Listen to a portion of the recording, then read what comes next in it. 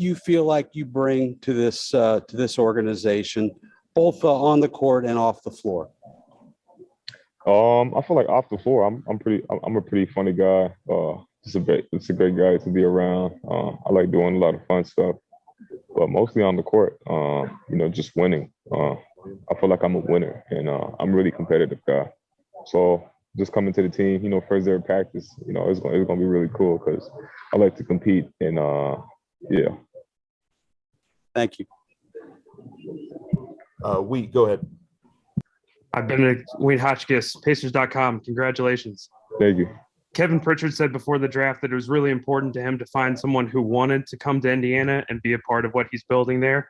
Right. What entices you? What excites you about being a part of this Pacers team? Just the staff in general. The staff was really good to me when I went there for my team workout, and I feel like they really believe in me. They really believe in myself. So I feel like having the people that trust me, that be a part of for the next 4 years, trusting into my just trusting my game in general. It's great. Tony East. Bennedict, you had a workout with the Pacers. How did that go, and what are your impressions of this team now that you're a part of it? I would like to say my workout was pretty good. I did a lot of things, and I think I was really able to show how a player I was and my shooting ability. That was pretty much it. Can you say you had a question too? Can you repeat? Yeah, what are just your general impressions of the franchise? They have a guy like Tyrese Halliburton. How you fit in with this team? It's really great, having a guy like Tyrese, which is a leader and who likes to pass the ball and just lead a team in general. It's really what I'm looking forward to play with.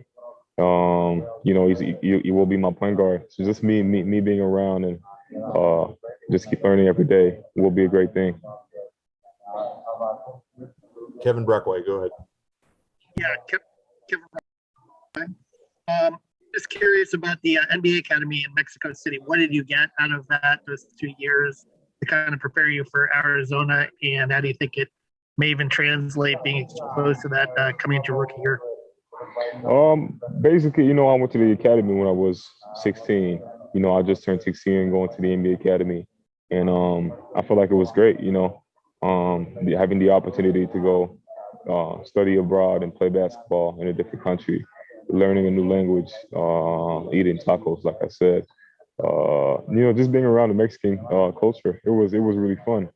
But also it really allowed me to grow as a person and as a player, having me just me living by myself in a different country was really good. Tom Lewis.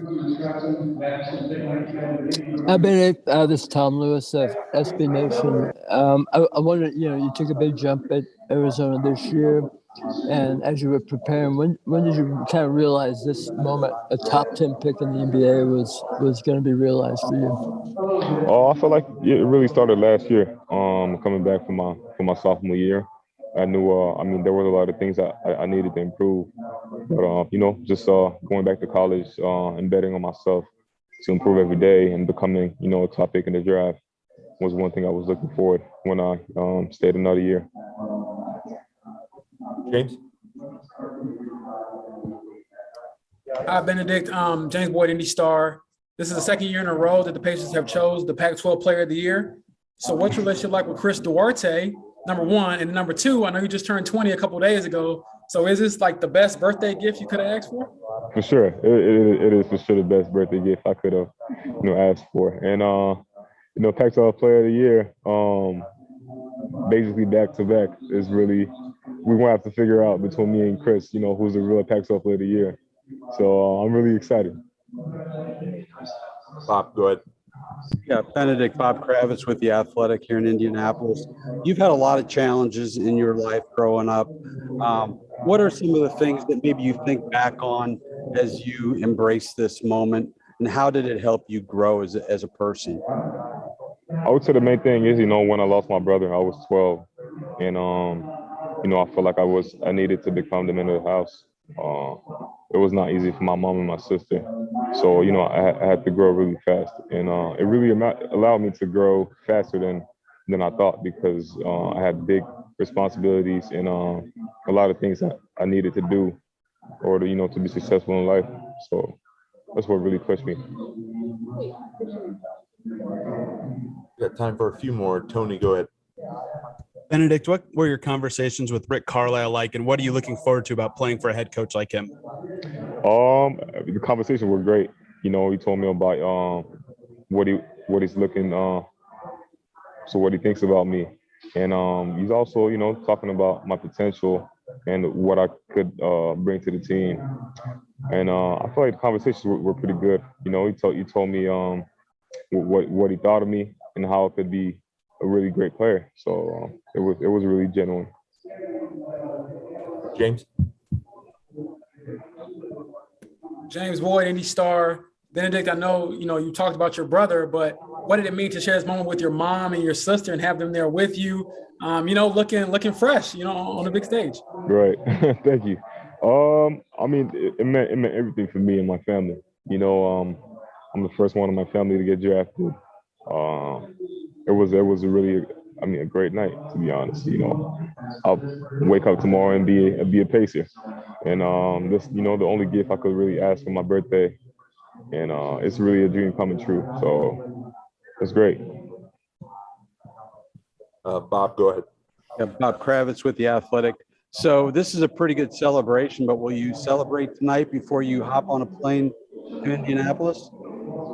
Just celebrate by having food with my family and friends, cooling down before the storm, because I'm really excited to get to Indiana and get to work. Do you know much of anything about Indiana? Have you been? Do you know much about it?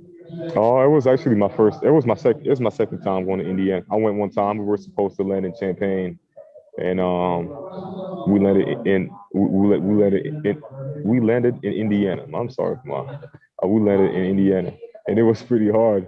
The weather was bad. We were supposed to play Illinois, but I feel like it ended up being good. Any other questions before we wrap here? I got one more. All right. Benedict, what lessons did you learn from your mom and your sister that you carry with you now? And what do those two women mean to you and how you became a man? Basically, just the biggest advice they gave me is don't ever let nobody tell you can't do anything.